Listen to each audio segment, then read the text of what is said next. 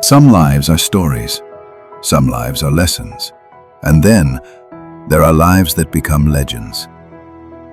Some souls transform the world simply by being themselves, and Steve Jobs was one of them. His life was not the story of a perfect genius. It was the story of a man who spent his entire life fighting chaos, both inside and outside himself. Steve Jobs was born on February 24, 1955, in San Francisco. His biological parents, Joanne Schibel and Abdul Fattah Jandali, were young, unmarried students who decided to give him up for adoption. He was adopted by Paul and Clara Jobs, an ordinary couple with extraordinary love. From the beginning, he was different, restless, curious, rebellious. At 17, Jobs went to Reed College and dropped out only after 6 months. Not because he was lazy, but because he didn't want his adoptive parents' savings to be wasted on something he didn't believe in. He took apart electronics in the family garage, not knowing that one day that garage would become a historical landmark of innovation. In high school, Jobs met Steve Wozniak, a shy engineering genius. Woz could build anything. Jobs could sell anything. Together, they formed a partnership of imagination and engineering.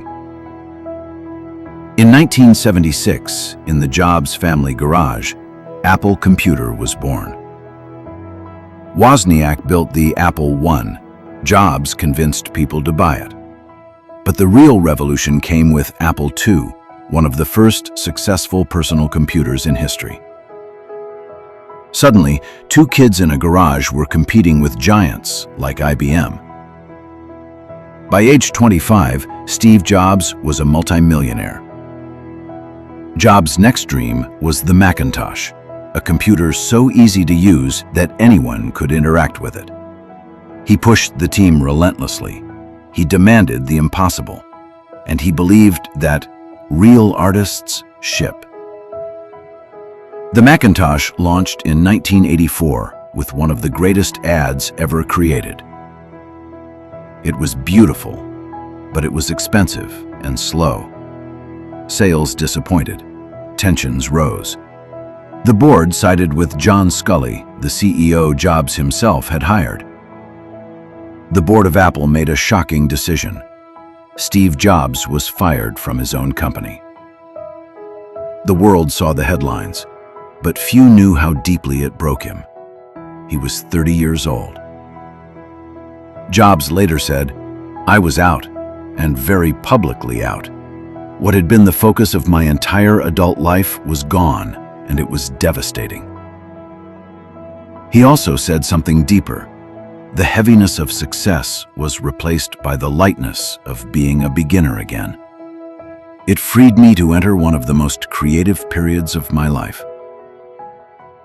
After Apple, Jobs founded Next, a company ahead of its time.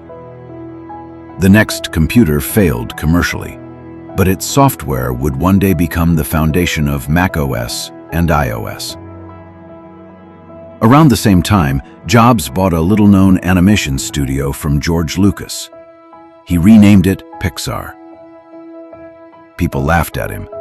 They said animation couldn't make money. But in 1995, Pixar released Toy Story, the world's first full-length 3D animated film. It changed cinema forever, and it made Steve Jobs a billionaire. In the meanwhile, Jobs married Laureen Powell in 1991 in a small ceremony with a Buddhist monk presiding. Together they had 3 children. Jobs also had an elder daughter, Lisa Brennan Jobs, from a previous relationship with Chris Ann Brennan.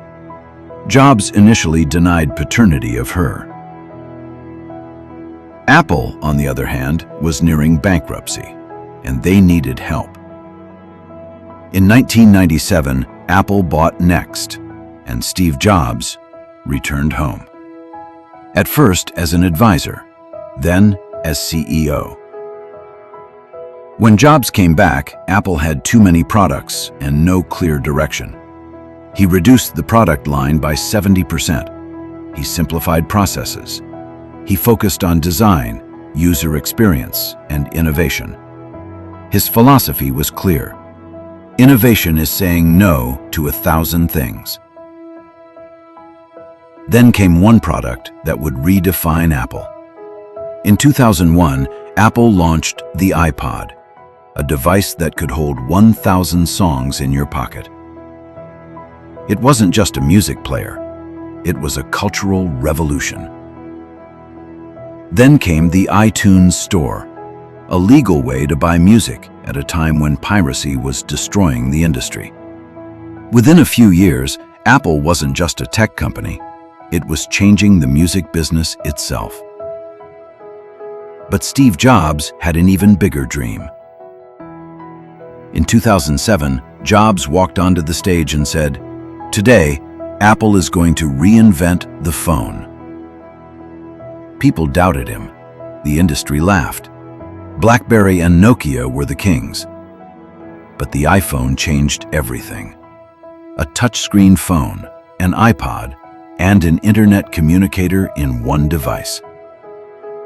It didn't just beat competitors. It changed how billions of people live, communicate, work, love, travel, and think. Steve Jobs didn't just create a product. He created a new world. Even as Apple soared, Jobs was fighting his toughest battle, pancreatic cancer. Despite the illness, he continued working on the iPad, iPhone 4, and other innovations. On October 5, 2011, Steve Jobs passed away. He was only 56. Millions mourned. Millions were inspired. And millions continue to live in the world he helped shape. Steve Jobs was not perfect. He was demanding, difficult, emotional, and stubborn. But he was also a dreamer who believed deeply in human potential. He once said, "The people who are crazy enough to think they can change the world are the ones who do." And he proved it. Steve Jobs didn't just create technology. He created possibilities. Possibilities that continue to shape our world today. In 2005, he stood before graduating students at Stanford and delivered what would become one of the greatest speeches of the modern era. "Stay hungry, stay foolish." It wasn't just a closing line. It was the story of his life, compressed into 4 words. That speech wasn't a lecture. It was his autobiography disguised as advice. A gentle challenge to every listener. If today were the last day of my life, would I want to do what I'm about to do? Steve Jobs lived by that question. And because he did, the rest of us live in a world forever changed.